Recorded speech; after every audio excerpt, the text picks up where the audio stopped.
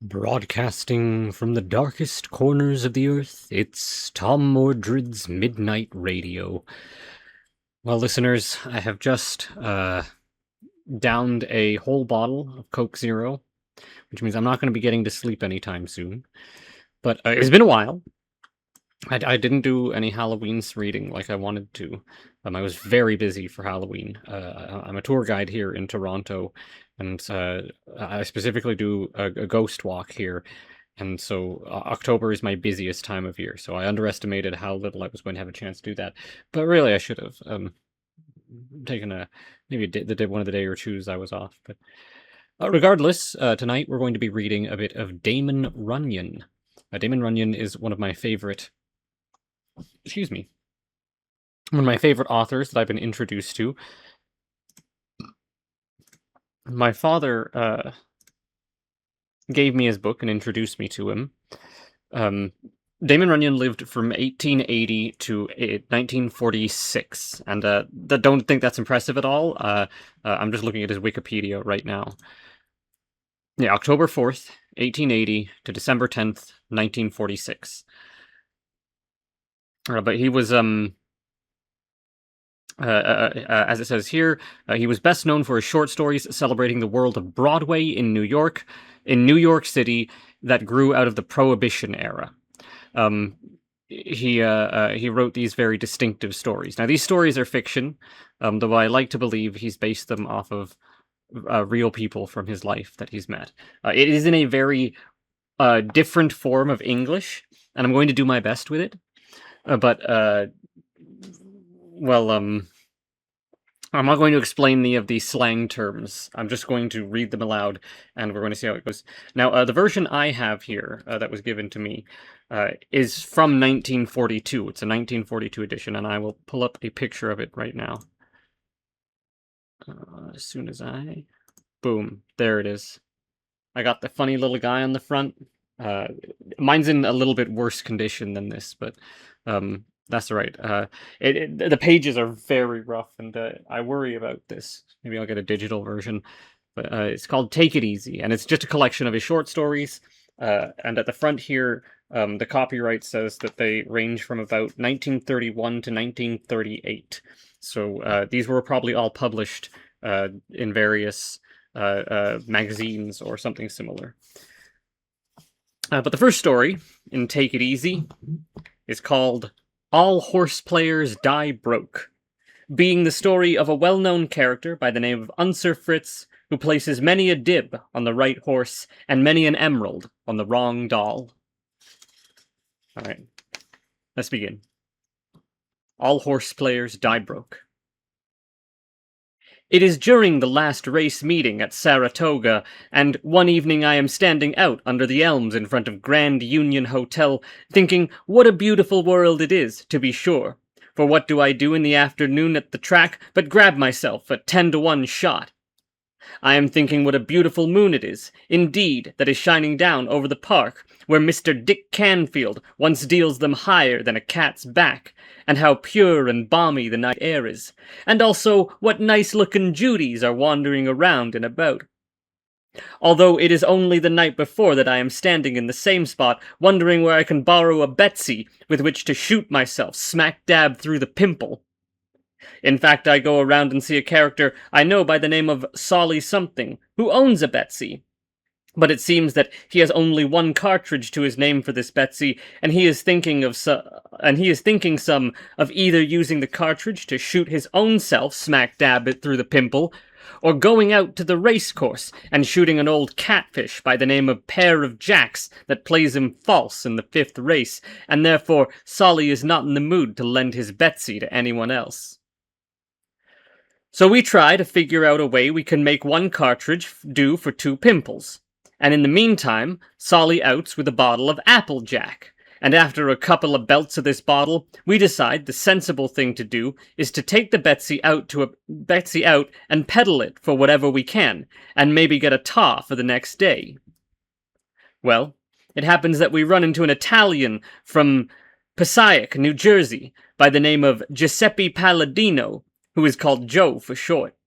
And this Joe is in the money very good at the moment. and he is glad to lend us a pound note on the Betsy, because Joe is such a character as never knows when he may need an extra Betsy. And anyway, it is the first time in his experience around the racetracks that anybody ever offers him collateral for a loan. So there Sully and I are, with a deuce apiece after we spend the odd dollar for breakfast the next day, and I run my deuce up to a total of 22 slugs on the 10-to-1 shot in the heat of the day, and everything is certainly all right with me in every respect. Well, I am standing there under the elms. Who comes along but a raggedy old Dutchman by the name of Unser Fritz, who is maybe 75 years old come next grass, and who, following the giddy-aps since the Battle of Gettysburg, as near as anybody can figure out. In fact, Unser Fritz is quite an institution around the racetracks, and is often written up by the newspaper scribes as a terrible example of what a horse player comes to, although personally I always say that what Unser Fritz comes to is not so tough when you figure that he does not do a tap of work in all these years. In his day, Unser Fritz is the most successful handicapper. A handicapper being a character who can dope out the form of what horses ought to win the races, and as long as his figures turn out all right, a handicapper is often spoke of most respectfully by one and all. Although, of course, when he begins missing out for any length of time, as handicappers are bound to do, he is no longer spoken of respectfully, or even as a handicapper. He is spoken of as a bum. It is strange how a handicapper can go along all these years doing everything right, and then all of a sudden he finds himself doing everything wrong. And this is the way it is with Unser Fritz. For a long time, his figures on the horse races are considered most remarkable indeed, and he will bet till the cows come home on his own figures. He generally has plenty of money and a fiancée by the name of Emerald M. She is called Emerald N because she has a habit of wearing a raft of emerald rings and pins and bracelets, and for one thing and another which are purchased for her by Unser Fritz to express his love. An emerald being a green stone that is considered most expressive of love if it is big enough. It seems that Emerald M is very fond of emeralds, especially when they are surrounded by large, coarse diamonds.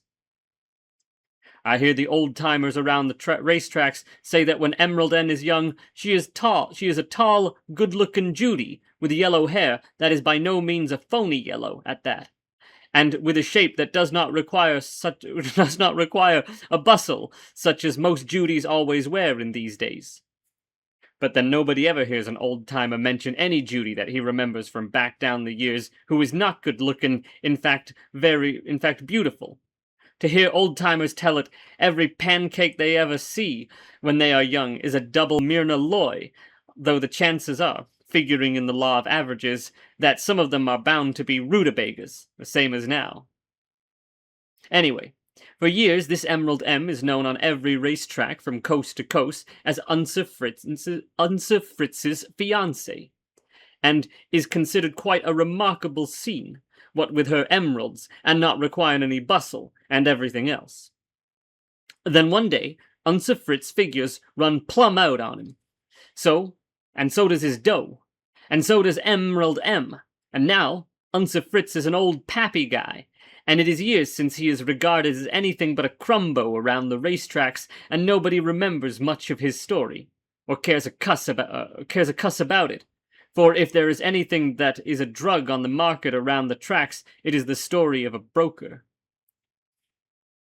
How he gets from place to place, and how he lives after he gets there, is a very great mystery to one and all, although I hear he often rides in the horse car with the horses when some owner or trainer happens to be feeling tender-handed, or he hitchhikes in automobiles, and sometimes he even walks, for Unser Fritz is still fairly nimble, no matter how old he is. He always has, under his arm, a bundle of newspapers that somebody throws away, and every night he sits down and handicaps the horses running the next day according to his own system, but he seldom picks any winners, and even if he does pick any winners, he seldom has anything to bet on them. Sometimes he promotes a stranger who does not know that he is bad luck to a good hunting dog, to put down a few dibs on one of his picks. And once in a while, the pick wins, and Unser Fritz gets a small stake.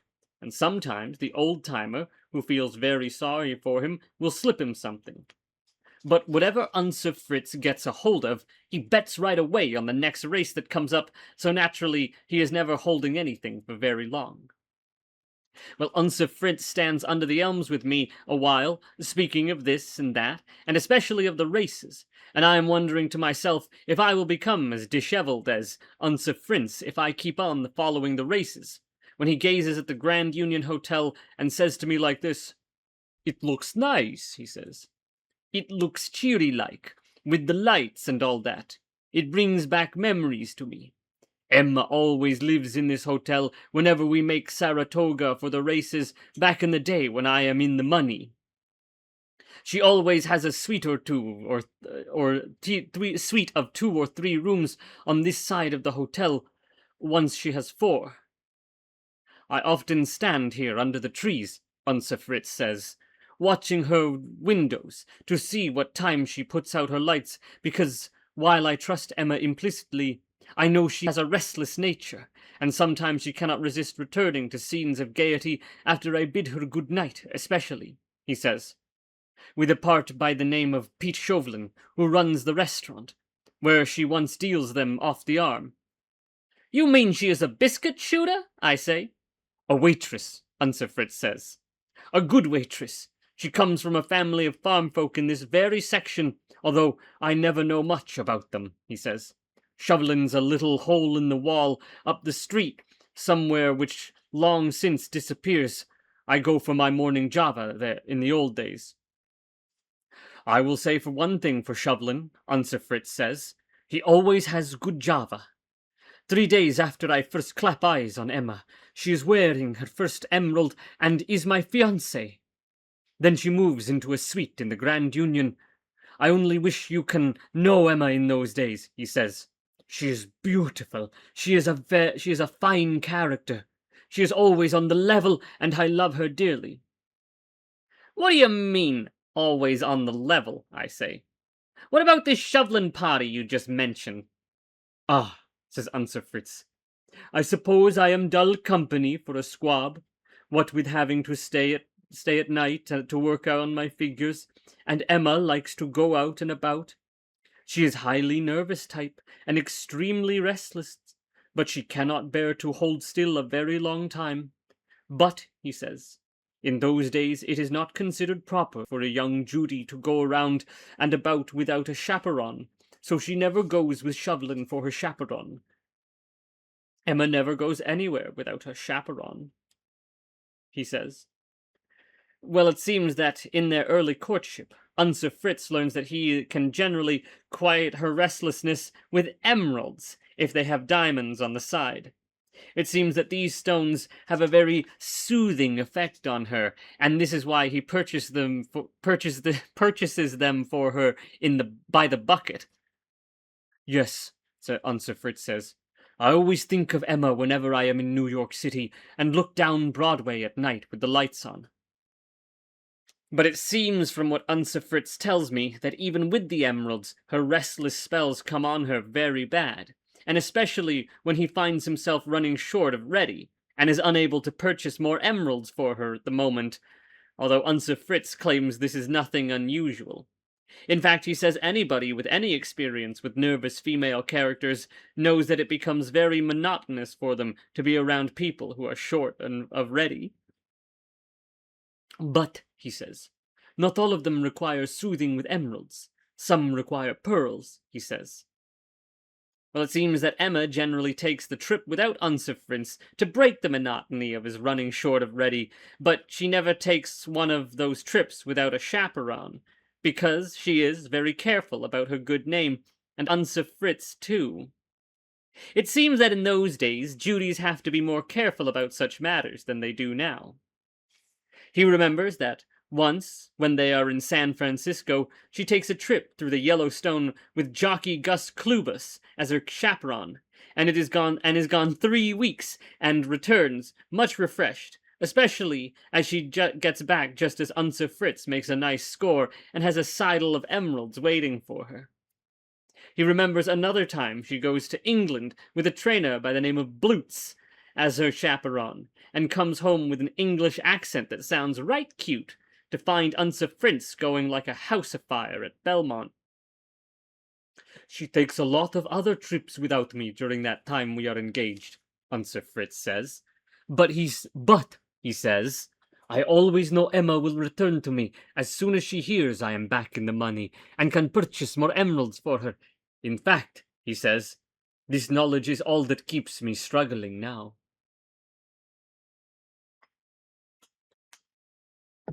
Look, Fritz, I say, what do you mean keeps you going? Do you mean you think Emma may return to you again? Why, sure, Unser Fritz says. Why, certainly, if I get my rushes again. Why not? He says. For he knows, she knows there will be a pail of emeralds waiting for her. She knows I love her, and always will, he says. Well, I ask him when he sees Emerald N last, and he says it is 1908 in the old Waldorf Astoria, the night before he blows 160,000 betting on a hide called Sir Martin to win at the futurity. And it is all the dough Unser Fritz has at the moment. In fact, he is cleaner than a jaybird, and he is feeling somewhat discouraged. It seems he is waiting on his floor to the elevator. And when it comes down, Emerald M is one of the several passengers, and when the door opens and Unser Fritz starts to get in, she raises her foot and plants it in his stomach and gives him a big push back out the door, and the elevator goes down without him. Oh, but of course, Unser Fritz says, Emma never likes to ride in the same elevator with me, because I am now not always tidy enough to suit her in those days. What with having so much work to do on my figures, and she claims it is a knock to her socially anyway, he says. This is the last I see of Emma. Why, Fritz, I say, 1908 is nearly 30 years back, and if she ever thinks of returning to you, she will return long before this. No, Unser Fritz says. You see, I never make a scratch since then. I am never since in the money, so there is no reason for Emma to return to me. But, he says, I wait until I get going good again, and you will see. Well, I always figure Unser Fritz must be more or less of an old screwball for going on thinking there is still a chance for him around at the tracks, and now I am sure of it. And I am about to bid him good evening, when he mentions that he can use about $2 if I happen to have any deuce on me that is not working. And I will say one thing for Unser Fritz, he seldom comes right out and asks anybody for anything unless things are very desperate with him indeed. I need something on account of my land. I needed to pay something on account of my landlady, he says. I room with old Miss Crub around the corner for over 20 years, and, he says, she only charges me a finnif a week, so I try to keep from getting too far to the rear with her. I will return it when you the first score I make. I will return it to you the first score I make. Well, of course, I know this means practically never. But I am feeling so good about my success at the track that I slip him a deucer, and it is half an hour later, before I fully realize what I do, and go looking for Unser Fritz to get anyway half of it back. But by this time he disappears, and I think no more of the matter.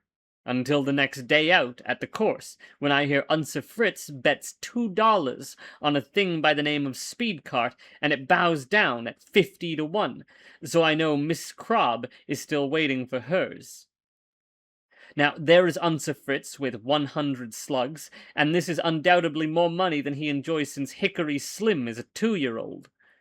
And from here on, the story becomes very interesting, and in fact remarkable. Because up to the moment Speed Cart hits the wire, Unser Fritz is still nothing but a crumbo, and you can say it again, while from now on he's somebody to point out and say, can you imagine such a thing happening? He bets 100 on a centipede called Marchesa, and down pops Marchesa like a trained pig at 20 to 1. Then old Unser Fritz bets 200 on a caterpillar by the name of Mary Soul at 4 to 1, and Mary Soul just laughs his way home.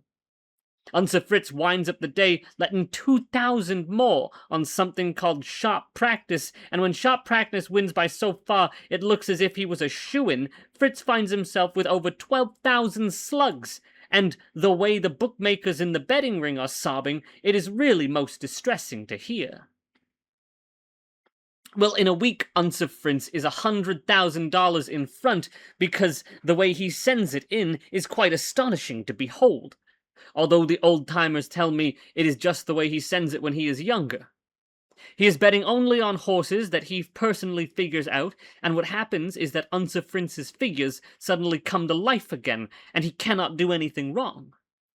He wins so much dough that he even pays off a few old touches, including my two, and he goes so far as to lend Joe Palladino $3 on the Betsy that Solly and I hawk with Joe for the pound note, as it seems that by this time Joe himself is practically on his way to the poorhouse, and while Unser Fritz has no use whatsoever for a Betsy, he cannot bear to see a character such as Joe go to the poorhouse.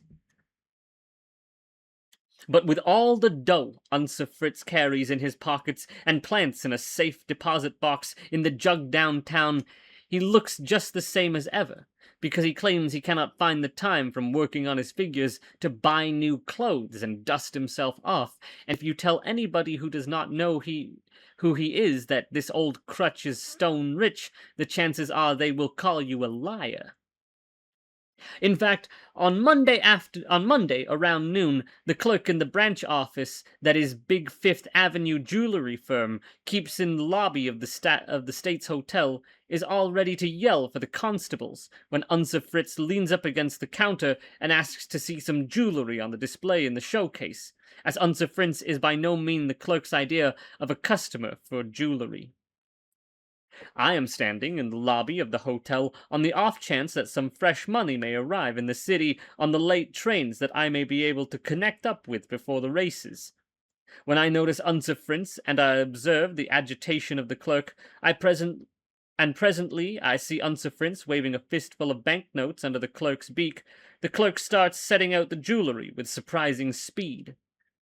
I go over to see what is coming off, and I can see that the jewelry Unser Fritz is looking at consists of a necklace of emeralds and diamonds, with a centerpiece the size of a home plate, and some eardrops and bracelets and clips of the same.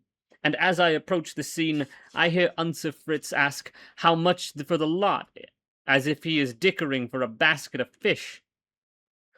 $101,000, sir, the clerk says. You see, it is a set of one of the finest things in the country. We just got it in from from our New York store to show a party here, he says.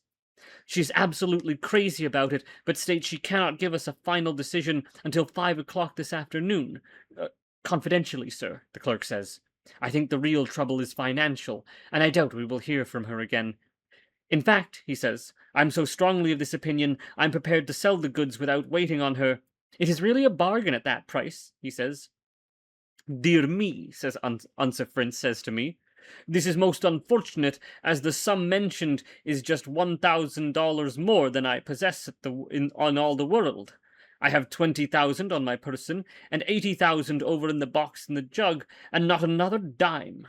But, he says, I will be back before 5 o'clock and take the lot. In fact, he says, I will run it right after the third race and pick it up. Well, at this, the clerk starts putting the jewelry back in the case, and anybody can see what he figures is anyone can see that he figures he is a lob, and that he is sorry he wastes so much time. But Unser Fritz says to me this: Emma is returning to me, he says. Emma who? I say. Why, Unser Fritz says, my Emma, the one I tell you about not long ago. She must hear I am in the money again, and she is returning to me, just as I always say she will. How do you know? I say. Do you hear it from her, or what? No, says Hunter Prince. I do not hear from her direct, but Mrs. Crobb knows some female relative of Emma's that lives in Balston Spa, a few miles from here, and this relative is in Saratoga this morning to do some shopping, and she tells Mrs. Cobb, and Mrs. Cobb tells me, Emma will be here tonight, and I will have these emeralds waiting for her. Well, what I always say is that every guy knows his own business best, and if Unser Fritz wishes to toss his dough off on jewelry, it is none of my put in. So all I remark is that I have no doubt Emma will be very much surprised indeed. No, says Unser Fritz. She will be expecting them. She always expects emeralds when she returns to me. I love her, he says. You have no idea how I love her. But let us hasten to the course, he says. Cara mia is a right good thing in the third, and I will make just one bet today to win the 1,000 I need to buy these emeralds. But Fritz, I say, you will have nothing left for operating expenses after you invest in the emeralds. I am not worrying about operating expenses now, Unser Fritz says. The way my figures are standing up, I can run a spool of thread into a pair of pants in no time. But I can scarcely wait to see the expression on Emma's face when she sees her emeralds. I will have to make a fast trip into town after the third to get my dough out of the box in the jug and pick them up, he says. Who knows what this other party has interested in the emeralds may make up her mind before 5 o'clock and pop in there and nail them. Well, after we get to the racetrack, all Unser Fritz does is stand around waiting for the third race. He has his figures on the first 2 races, and ordinarily he will be betting himself a gob on them. But he says he does not wish to take the slightest chance on cutting down his capital at this time and winding up short of enough dough to buy the emeralds. It turns out that both of the horses Unser Fritz figures make it on top in the first and second races, bow down. And Unser Fritz will have his 1,000 if he only bets a couple hundred on either of them, but Unser Fritz says he is not sorry he does not bet. He says the finishes in both races are very close and prove that there is an element of risk in these races, and Unser Fritz says he cannot afford to tamper with the element of risk at this time. He states that there is no element of risk whatsoever in the third race, and what he states is very true, as everybody realizes that this mare, Cara Mia, is a stick-out. In fact, she is such a stick-out that it scarcely figures to be a contest. There are 3 other horses in this race, but it is the opinion of one and all that if the owners of these horses have any sense, they will leave them in the barn and save them a lot of unnecessary lather. The opening price offered by the bookmakers on Cara Mia is 2 to 5, which means that if you wish to wager on Cara Mia, if you wager on Cara Mia to win, you will have to put up $5 to the bookmakers too, and everybody agrees that this is a reasonable thing to do in this case, unless you wish to rob the poor bookmaker. In fact, this is considered so reasonable that everybody starts running up at the bookmakers all at once, and the bookmakers concede that if this keeps up, they may get knocked off their stools in the betting ring and may be seriously injured. So they make Cara Mia 1 to 6, and out as quickly as possible to halt the rush and give them a chance to breathe. This 1 to 6 means that if you wish to wager on Cara Mia to win, you must wager 6 of your own dollars to one of the bookmakers' dollars, and means that the bookies are not offering any prices whatsoever on Cara Mia running second or third. You can get almost any price you can think of, right quick against any of the other horses winning the race, and the place shows prices too. But asking the bookmakers to lay against Cara Mia running second or third would be like something asking them to bet that Mr. Roosevelt is not President of the United States. Well, I'm expecting Unser Prince to step in and partake on the 2 to 5 on Caramia for all the dough he has on his person the moment it is offered, because he is very high indeed on this mare. And in fact, I never see anybody higher on any horse, and it is a price Unser Prince will not back off from when he is on a high on anything. Moreover, I am pleased to think he will make such a wager, because it will give him plenty over and above the price of the emeralds, and as long as he is bound to purchase the emeralds, I wish to see him have a little surplus, because when anybody has a little surplus, there is always a chance for me. It is when everybody runs out of surpluses that I am handicapped no little. But instead of stepping in and partaking, Unser Fritz keeps hesitating until the opening price gets away from him, and finally he says to me like this: "Of course," he says, "my figures show Caramia cannot possibly lose this race," he says. "To guard against any possibility whatever of her losing, I will make an absolute cinch of it. I will bet her third." "Why, Fritz," I say, "I do not think there is anybody in the world outside of an insane asylum who will give you a price on the peak. Furthermore," I say, "I am greatly surprised to see this sign of weakening on your part, on your figures." "Well," Unser Fritz says, "I cannot afford to take a chance on not having the emeralds for Emma when she arrives. Let us go to the betting ring and see what we can see."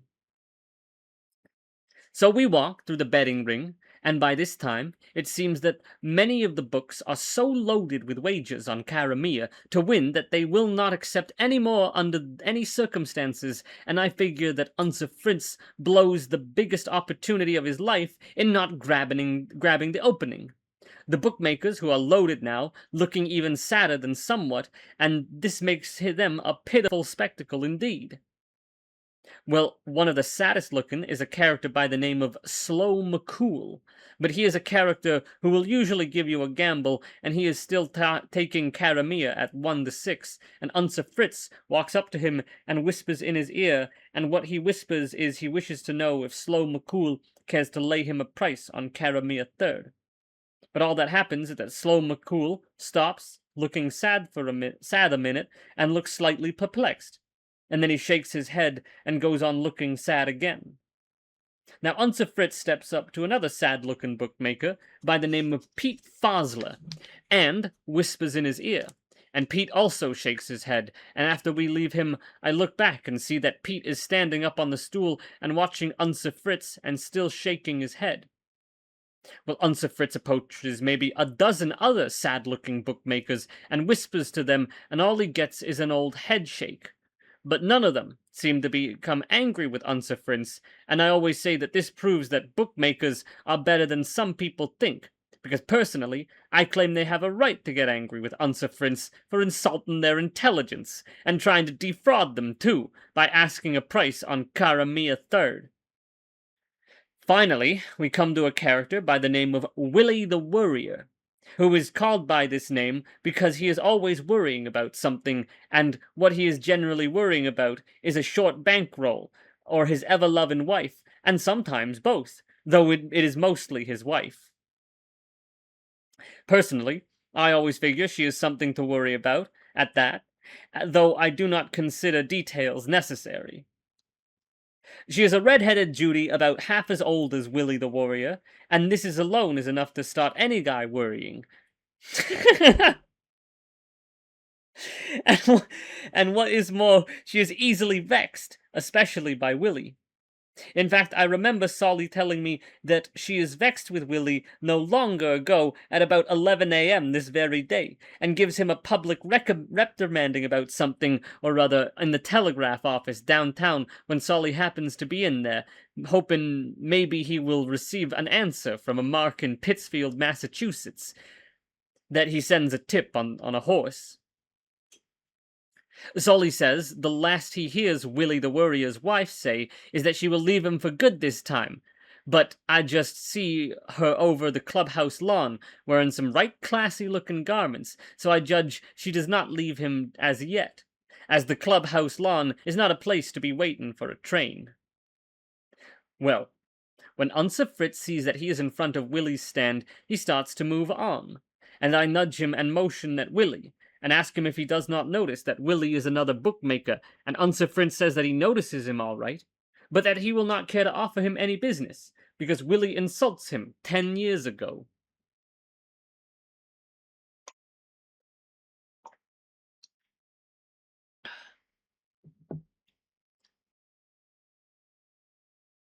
He says Willie calls him a dirty old Dutch bum, and while I am thinking what a wonderful memory Unser Fritz has to remember insults from the bookmakers for 10 years, Willie the Worrier, sitting there on the stool, looking over the crowd, spots Unser Fritz and yells at him as follows.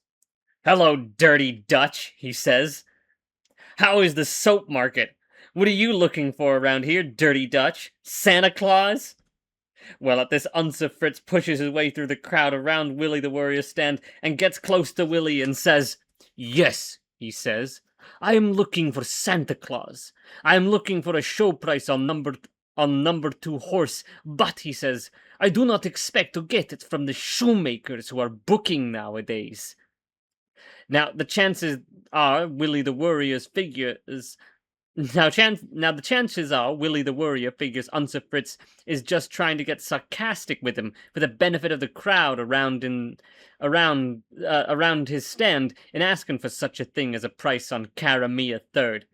In fact, the idea of anybody asking a price third on a horse that some bookmakers will not accept any more wages on first or even second is so humorous that many characters laugh right out loud. "All right," says Willie the Worrier. "No one can ever say he comes to my store looking for a market on anything and is turned down. I will quote you a show price, dirty Dutch," he says.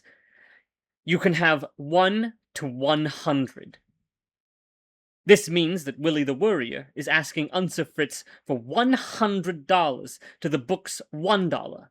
If Unser Fritz wishes to bet on Caramia dropping in there no worse than third, and of course Willie has no idea Unser Fritz or anybody else will ever take such a price, and chances are if Willie is not sizzling a little at Unser Fritz, he will not offer such a price because it sounds foolish. Furthermore, the chances are if Unser Fritz offers Willie a comparatively small bet on this price, such as may enable him to chisel just a couple of hundred out of Willie's book, Willie will find some excuse to wiggle off.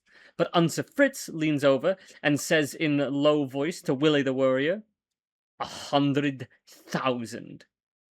Willie nods his head and turns to a clerk alongside him, and his voice is as low as Unser Fritz as he says to the clerk, 1,000 to 100,000. Caramia third.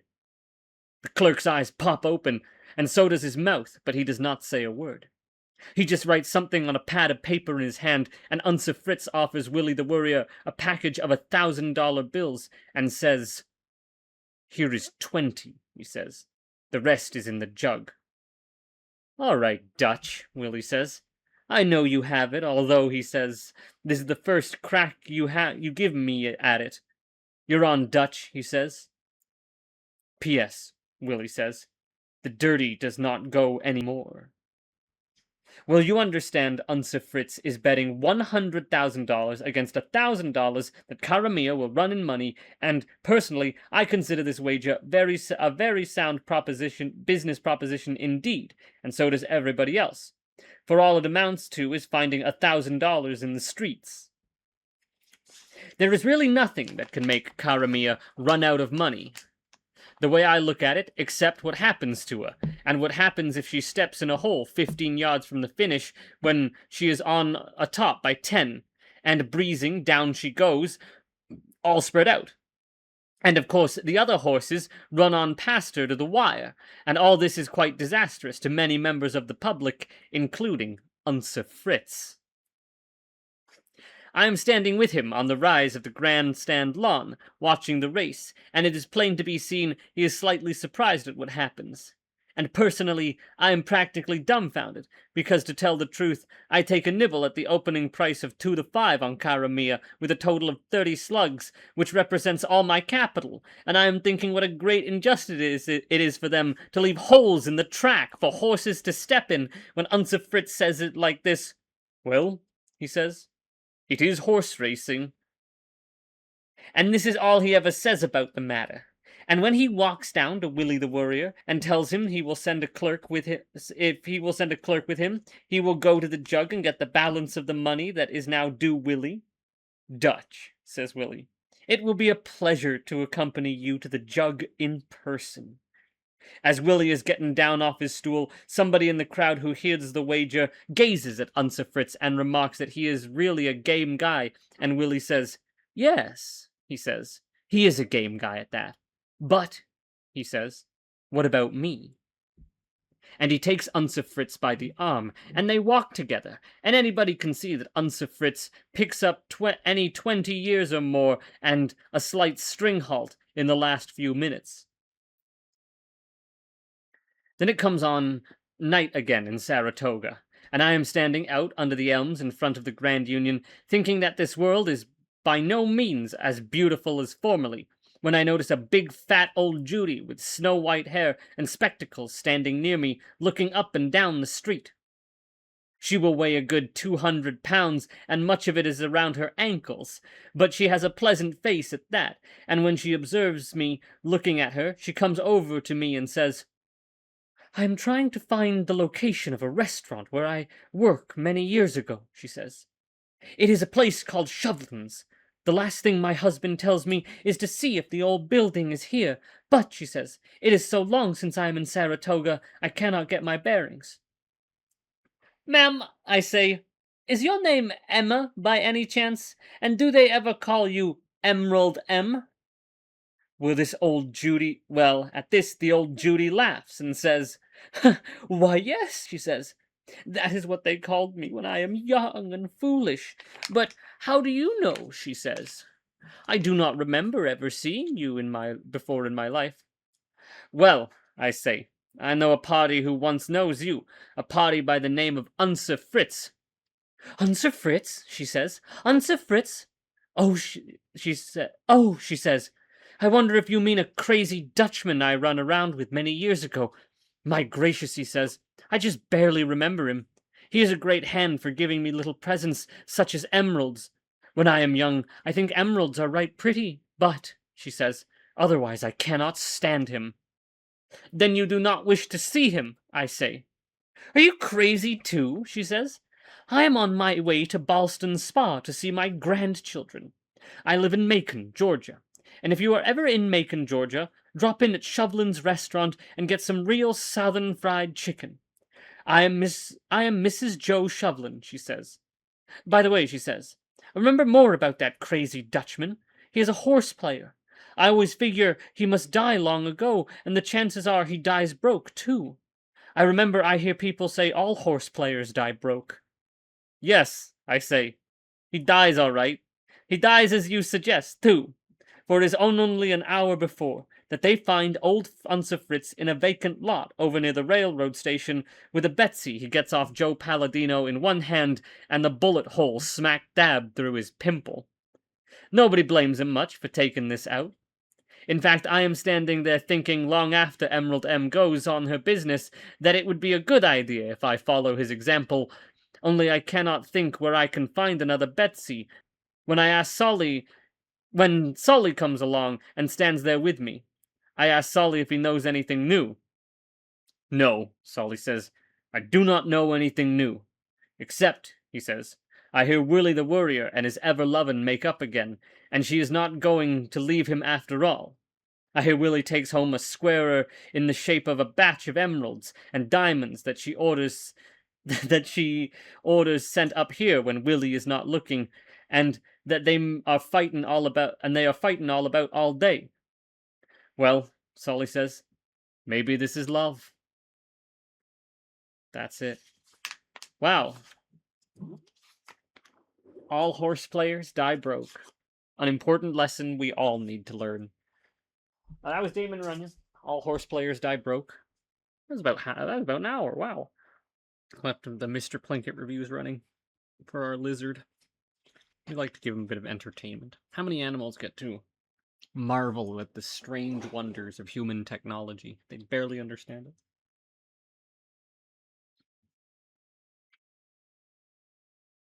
In a few moments, I'm going to read another Damon Runyon story.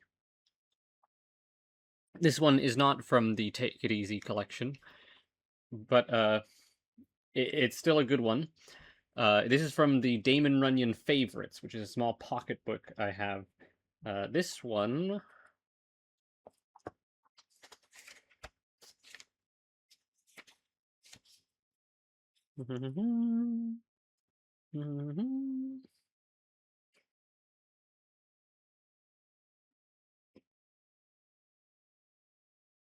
Hmm. Oh. Well, this appears to be. What edition is this? Pocketbook edition. Pocketbook edition published July 1942.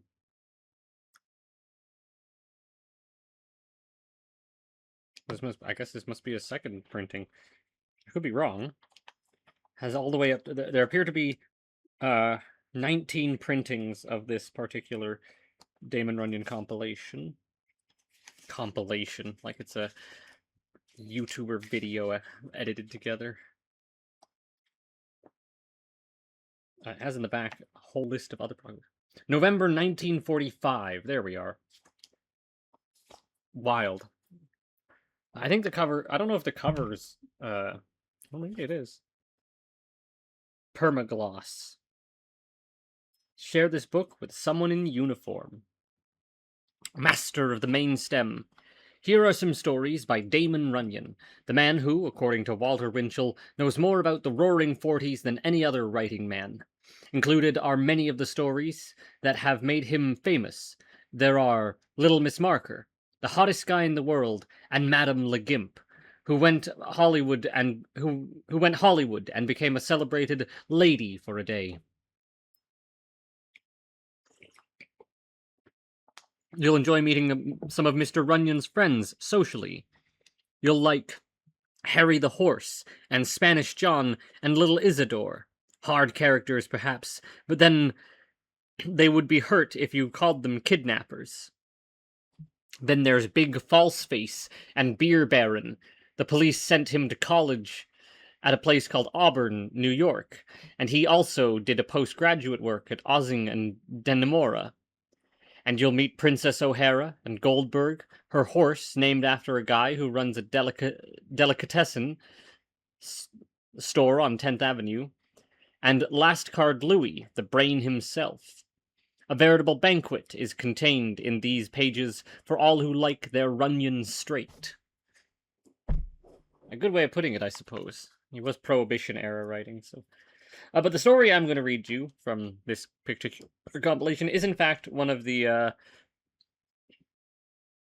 ones that was on the back there, The Hottest Guy in the World. Now, this story I want to tell you because it's a predictive story. It's a story that didn't come true during Damon Runyon's time, but did come true in our time.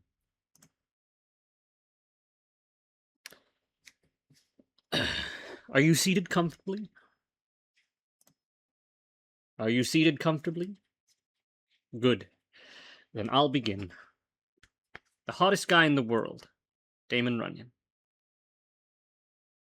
I wish to say I am very nervous when Big Jewel pops into my hotel room one afternoon, because nobody will tell you that Big Jewel is the hottest guy in the world.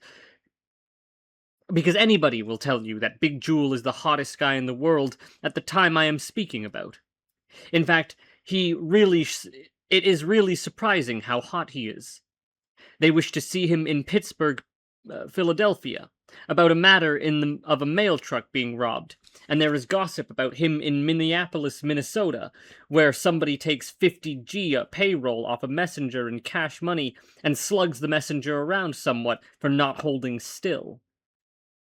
Furthermore, the Bankers Association is willing to pay good dough to talk to Big Jewel out in Kansas City, where a jug is knocked off by a stranger, and in the confusion the paying teller and the cashier and the second vice president are clouded about, and the day watchman is hurt. 2 coppers are badly bruised, and over 15 Gs is removed from the counters, and never returned. Then there is something about a department store in Canton, Ohio, and a flour mill in Toledo, and a grocery store in Spokane, Washington, and a branch post office in San Francisco, and something about a shooting match in Chicago. But of course, this does not count so much as one party is fatally injured.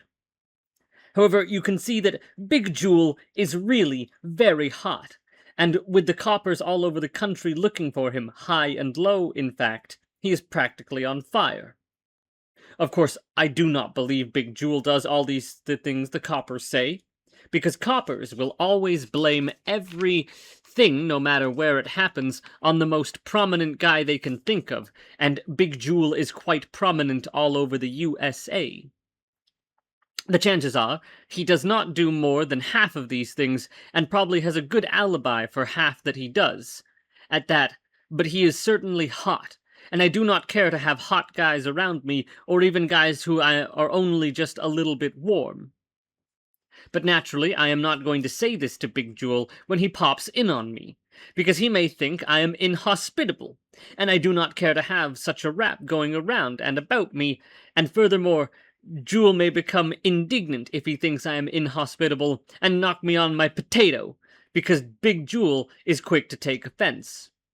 So I say to Big Jewel, very pleasant, and ask him to have a chair by the window where he can see the citizens walking to and fro in 8th Avenue and watch the circus wagons move into Madison Square Garden by the way of 49th Street.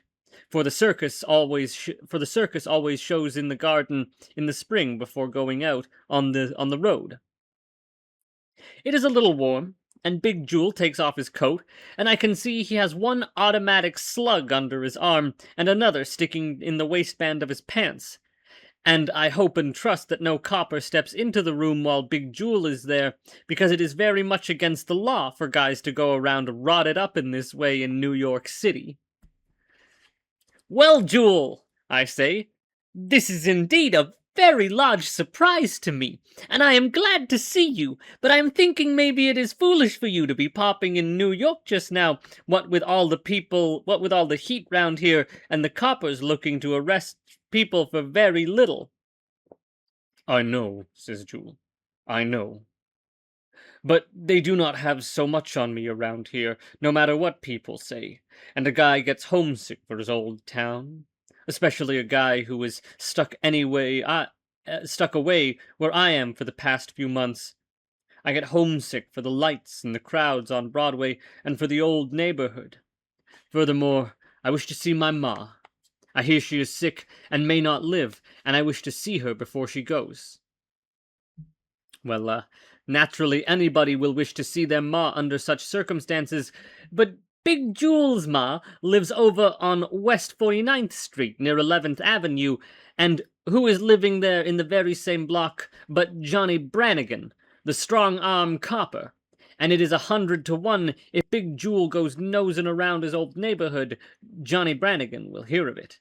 And if there is one guy Johnny Brannigan does not care for, it is Big Jewel, although they are kids together. But it seems that even when they are kids together, they have very little use for each other, and after they grow up and Johnny gets on the strong-arm squad, he never misses a chance to push Big Jewel around, and sometimes trying to boff Big Jewel with his blackjack, and it is well known, one and all, that before Big Jewel leaves town the last time, he takes a punch at Johnny Brannigan, and Johnny swears that he will never rest until he puts Big Jewel where he belongs. Although, where Big Jewel belongs, Johnny does not say. So I speak of Johnny living in the same block with Big Jewel's ma, but Big Jewel, it only makes him mad. "I am not afraid of Johnny Brannigan," he says. "In fact," he says, "I am thinking for some time that lately maybe I will clip Johnny Brannigan good while I am here. I owe Johnny Brannigan a clipping, but I wish to see my ma first, and then I will go around to see Miss Kitty Clancy. I guess maybe she will be much surprised to see me, and no doubt very glad." Well, I figure it is a sure thing that Miss Kitty Clancy will be surprised to see Big Jewel, but I am not so sure about her being glad. Because very often when a guy is away from a doll for a year or more, no matter how ever lovin' she may be, she may get to thinkin' of someone else, for this is the way dolls are, whether they live on 11th Avenue or over on Park.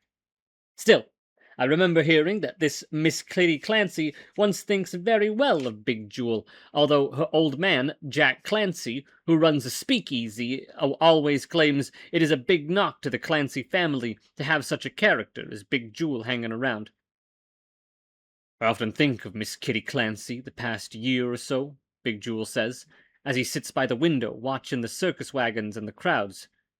I especially think of her the past few months, in fact, he says.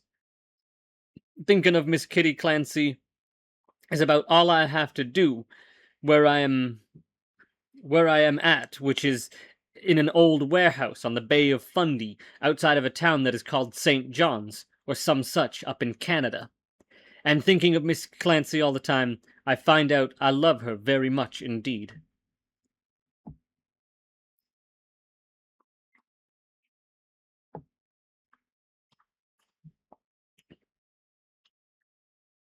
I go to this warehouse, Big Jewel says, after somebody takes a jewelry store in town, and the coppers start in blaming me.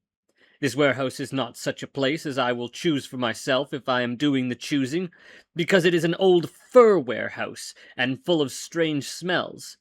But the excitement around the jewelry store, somebody puts a slug in my hip, and Leon Pierre carries me to the old warehouse, and says, there I am until I get well. It is very lonesome, Big Jewel says. In fact, you will be surprised at how lonesome it is. And it is very, very cold. And all I have for company is a lot of rats. Personally, I never care for rats under any circumstance because they carry disease, germs, and are apt to bite a guy when he is asleep if they are hungry, which is what these rats try to do to me. The warehouse is a way off by itself, Jewel says. Nobody ever comes round here except Leon Player to bring me grub and dress my hip, and at night it is very still, and you can hear the wind howling around outside, and the rats running here and there. Some of them are very, very large rats. In fact, some of them seem about the size of rabbits, and they seem pretty fresh at that. At first I am willing to make friends with these rats, but they seem very hostile, and after they take a few nips at me, I can see there is no use trying to be nice to them. So I have Leon Pierre bring me a lot of ammunition for my rods every day, and I practice shooting at the rats. The warehouse is so far off that there is no danger of anybody hearing the shooting, Big Jewel says, and it helps me pass the time away. I get so that I can hit a rat sittin', or runnin', or even flying through the air, because these warehouse rats often leap from place to place like mountain sheep, their idea being generally to take a good nap at me as they fly past.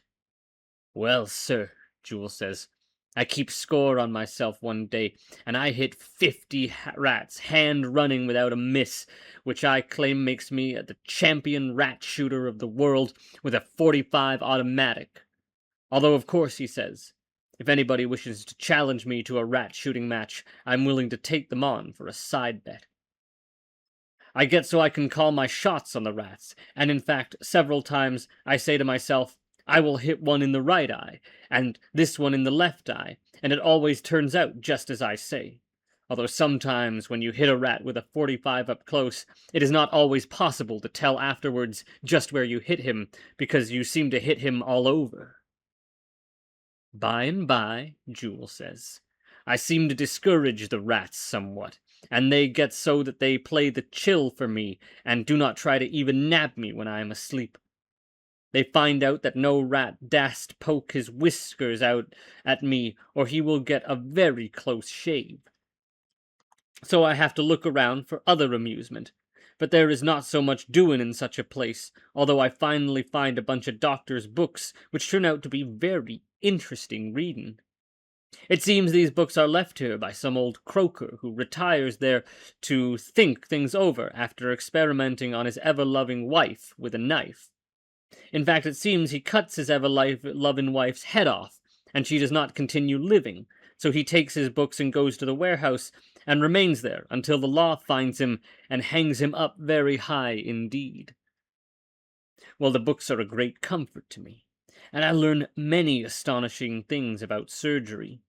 But after I read all the books, there is nothing for me but to think, and what I think about is Miss Kitty Clancy, and how much pleasure we have together, walking around and about, and seeing movie shows, and this and that, until her old man gets so tough with me.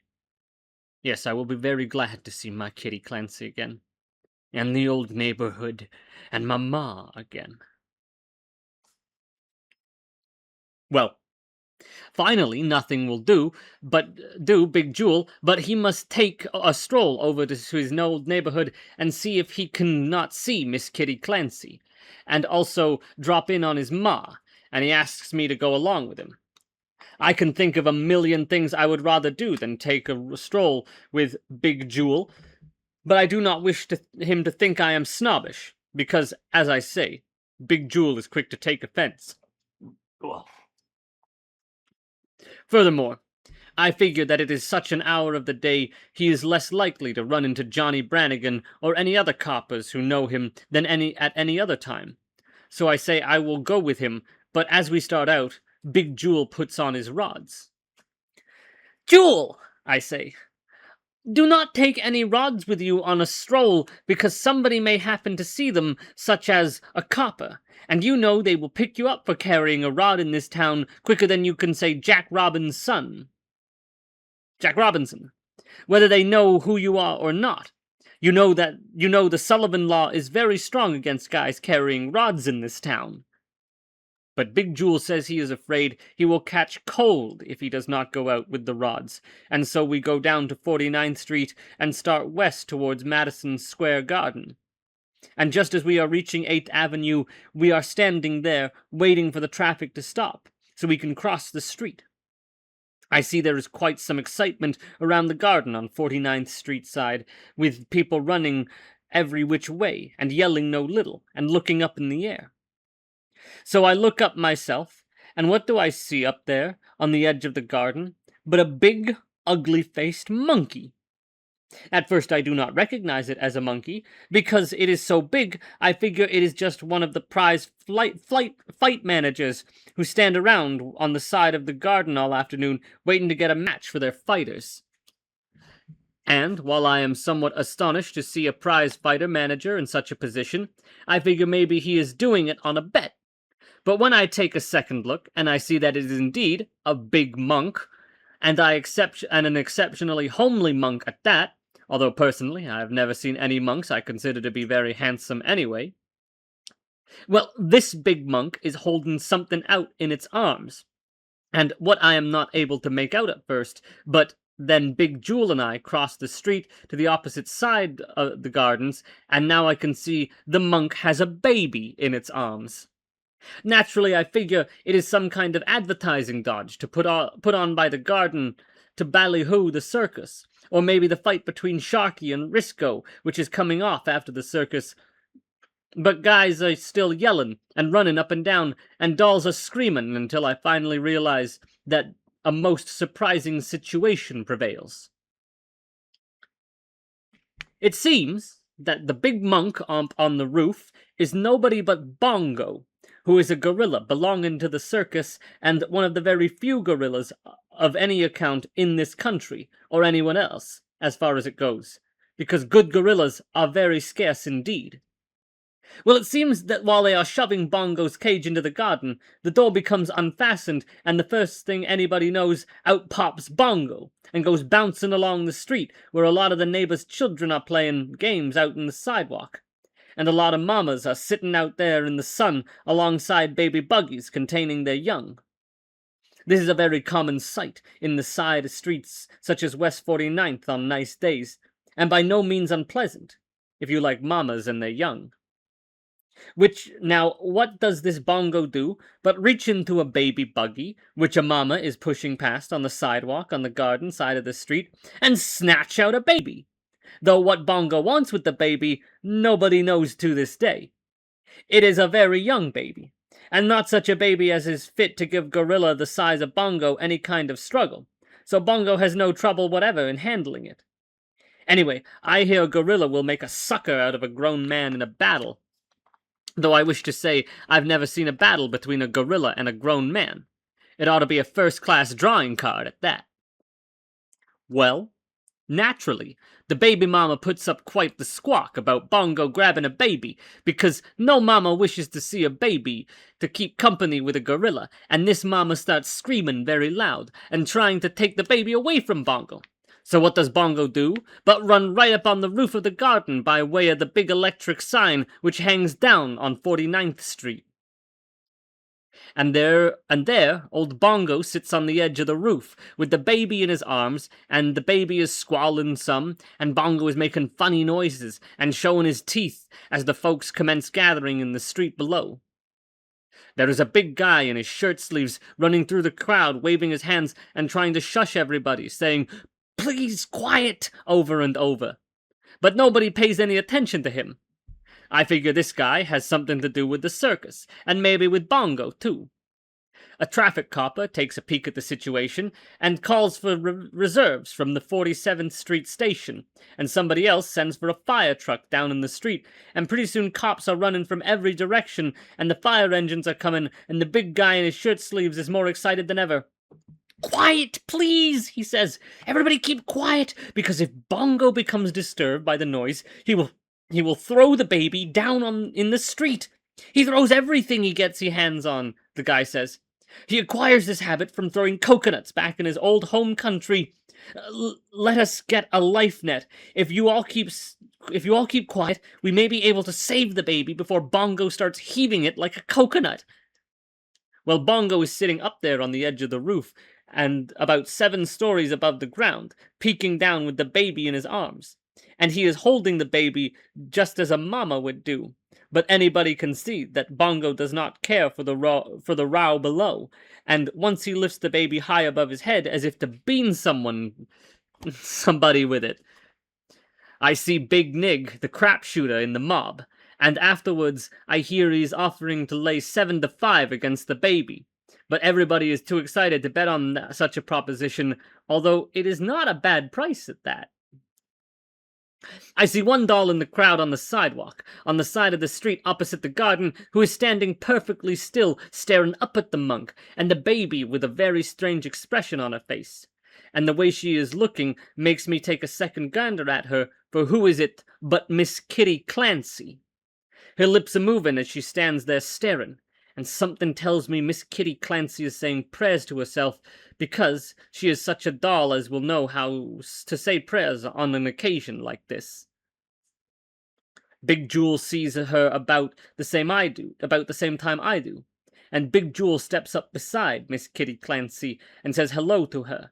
And though it is over a year since Miss Kitty Clancy sees Big Jewel, she turns to him and speaks to him as if she is talking to him just a minute ago.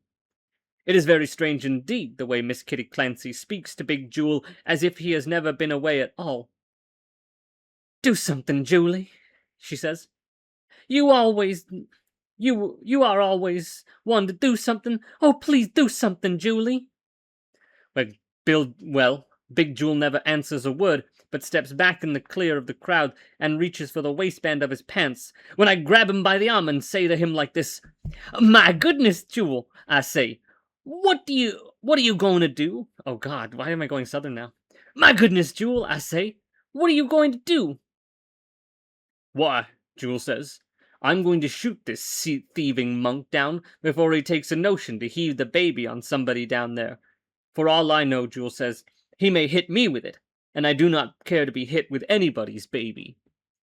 "Jewel," I say very earnestly, "do not pull that rod in front of all these coppers, because if you do, they will nail you for sure, if only for having the rod. And if you are nailed, you are in a very tough spot indeed, and what with being wanted here and there, Jewel," I say, "you are hotter than a 45 all over this country, and I do not wish to see you nailed. Anyway," I say, "you may shoot the baby instead of the monk, because anybody can see it will be very difficult to hit the monk up there without hitting the baby. Furthermore, even if you do hit the monk, it will fall into the street and bring the baby with it. You speak great foolishness, Jewel says. I never miss what I shoot at. I will shoot the monk right between the eyes, and this will make him fall backwards, not forwards, and the baby will not be hurt, because anybody can see it is no fall from the ledge to the roof behind. I make a study of such propositions, Jewel says. And I know a guy in such a position as this monk sitting on the ledge looking down from a high spot. His defensive reflexes tend backwards, so this is the way he is bound to fall if anything unexpected comes up on him, such as a bullet between his eyes. I read all about it in the doctor's books, said Jewel. Then all of a sudden up comes his hand, and in his hand is one of his rods, and I hear a sound like a kabap. When I come to think about it afterwards, I do not remember Big Jewel even taking aim like a guy will generally do if he is shooting at something sitting. But old Bongo seems to lift up a bit off the ledge and at the crack of the gun, and then he keels over backwards. The baby still in his arms and squalling more than somewhat, and Big Jewel says to me like this, right between the eyes. I will bet on it, he says. Although it is not much of a target at that. Well, nobody can figure what happens for a minute, and there is such a silence except for the guy in his shirt sleeves, who is expressing such indignation with Big Jewel and saying that the circus people will sue him for damages, sure, if he hurt Bongo, because the monk is worth $100,000 or some such. I see Miss Kitty Clancy kneeling on the sidewalk with her hands clasped and looking upwards, and Big Jewel is sticking his rod back in the waistband again. By this time, some guys are out on the roof,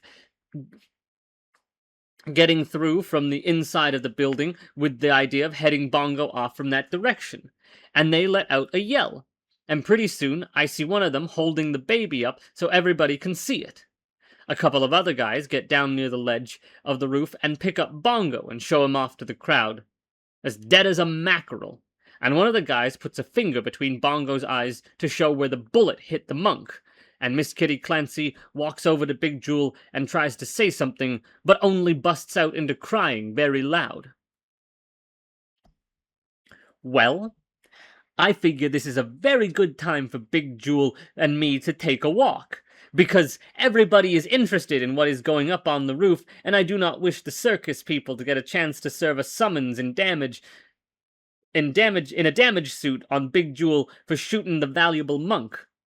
Furthermore, a couple of coppers in harnesses are looking Big Jewel over very critically, and I figure they are apt to put the old sleeve on Jewel any second. All of a sudden, a slim young guy steps up to Big Jewel and says to him like this, Jewel, he says, I want to see you. And who is it but Johnny Brannigan? Naturally, Big Jewel starts reaching for his rod, but Johnny starts him walking down the street so fast that Big Jewel does not have time to get in action just then. No use getting it out, Jewel, Johnny Brannigan says. No use, no need. Come with me, and hurry. Well, Big Jewel is somewhat puzzled because Johnny Brannigan is not acting like a copper making a collar, so he goes along with Johnny, and I follow them. And half a way down the block, Johnny stops a yellow short and hustles us into it, and tells the driver to keep moving down 8th Avenue. I'm trailing you ever since you got into town, Jewel, Johnny Brannigan says. You never had a chance around here. I was going over to your ma's house to put the arm on you, figuring you are sure to go there. And when the thing over by the garden comes off, now I am getting out of this cab at the next corner. You go on and see your ma, and then screw out of town quick as you can, because you are red hot around here, Jewel. By the way, Johnny Brannigan says, do you know it is my kid you saved, Jewel? Mine and Kitty Clancy's? We are married a year ago today. Well, Big Jewel looks very much surprised for a moment, and then he laughs, and he says like this, well, I never know it is Kitty Clancy's, but I figure it is yours for the minute I see it, because it looks like you. Yes, Johnny Brannigan says, very proud. Everybody says he does. I can see the resemblance even from a distance, Big Jewel says. In fact, he says, it is remarkable how much you two look alike. But, he says, for a minute, Johnny, and I am afraid I will not be able to pick out the right face between the two on the roof, because it is so very hard to tell the monk and your baby apart. That's the end of that story. But Damon Runyon predicted Harambe. Who would have thought? That's when everything started to go wrong. um, if you're here, thank you for joining me. Uh, do I want to keep reading? I could start a different book, do something a little different. I'm gonna save my voice though; it's a little dry. And thanks so much for joining. I enjoyed Damon Runyon, and I prefer to do obscure books on this channel, or on this broadcast, if you can call it that, because they're harder to find audiobooks of, and I want to expose more people to good books. I know Damon Runyon's a bit challenging with the language, but I hope I did a good job of at least expressing the intention behind the words. I may very well have just got lost in the accents. I do have a bad tendency to hunch over when I start reading, and obviously I trip over words, but that's not neither here nor there. I'm getting better and better at just keeping a clean line going. And maybe when I pick easier books, it will be easier. Um, I plan to be reading a new Clive Barker soon. I think I'm going to be reading The Great and Secret Show by Clive Barker. It's easily among my favorite of Clive Barker's works, and quite possibly his number one thesis of like the culmination of his work, as far as I have seen it so far. Um, that Scarlet Gospels one is still getting pretty good traction, so more Clive Barker I'm happy to do. I hope Clive doesn't mind. Not that he probably ever listens to this, and quite frankly, this isn't a high quality recording, so I don't think I'm depriving anyone of good revenue. I want that Weave World audiobook. Maybe I'll get that for myself for Christmas. Um, Regardless, thank you all for joining me for another Midnite Radio. I'll probably do another one of these fairly soon. Um, I need something to distract me. Hell, I might just turn off this stream only to come back 20 minutes later to read another book after I've given my voice a rest. But thank you for watching. Thank you for coming. Have a good night.